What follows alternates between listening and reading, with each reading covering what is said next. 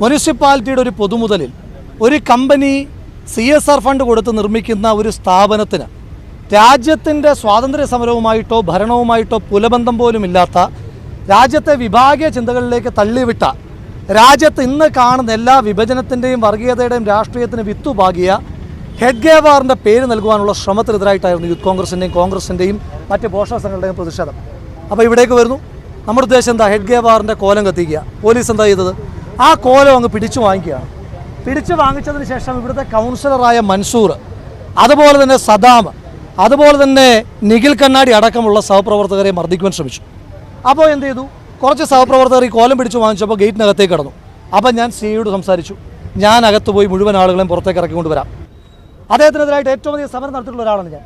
അദ്ദേഹത്തിനെതിരായിട്ട് സ്ഥല MP VK ശ്രീകണ്ഠനെതിരായിട്ട് ഞാൻ അടക്കമുള്ള MLA അടക്കമുള്ള ആളുകൾ ഇരിക്കുന്ന വേദിയിലേക്ക് യാതൊരുവിധമായ മുന്നറിയിപ്പും ഇല്ലാതെ ഒരു മന്ത്രി ഇരിക്കുന്ന വേദിയിലേക്ക് ചാടിക്കടന്നു വന്ന RSSകാരെ പോലീസിന് പ്രശ്നമല്ല. പോലീസുകാരോട് അപമര്യാദയായി പെരുമാറി RSSകാരെ പോലീസിന് വിഷയമല്ല. വളരെ സമാധാനപൂർവ്വം RSSനെതിരെ സമരം ചെയ്തു എന്നതിൻ്റെ പേരിൽ മാത്രം, ഒരു RSS നേതാവിൻ്റെ കോലം കത്തിച്ചു എന്നതിൻ്റെ പേരിൽ മാത്രം കേരള പോലീസിന് പൊള്ളുക.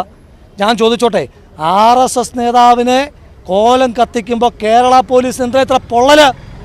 ആ പൊള്ളലുണ്ടെങ്കിൽ കേരള പോലീസ് കയ്യിൽ വെച്ചിരുന്നാൽ മതി. അത് ആ കാക്കിക്ക് കാവിയുടെ നിറം ചേരുന്നത് കൊണ്ടാണ്. അത് വേണ്ട.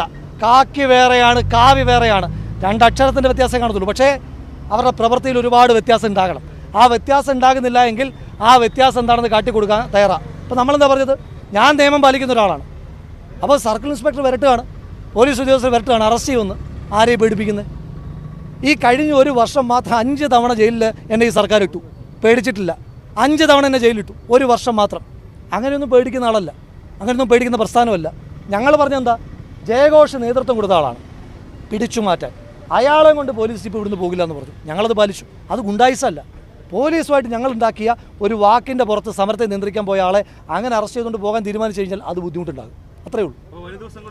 വരും ദിവസങ്ങളിൽ ഞങ്ങൾ പോലീസിനെതിരെ കൂടി സമരം ചെയ്യാൻ ഇപ്പോൾ ആഗ്രഹിക്കുന്നില്ല. ഞങ്ങൾക്കൊരു ഫോക്കസ് ഉണ്ട്.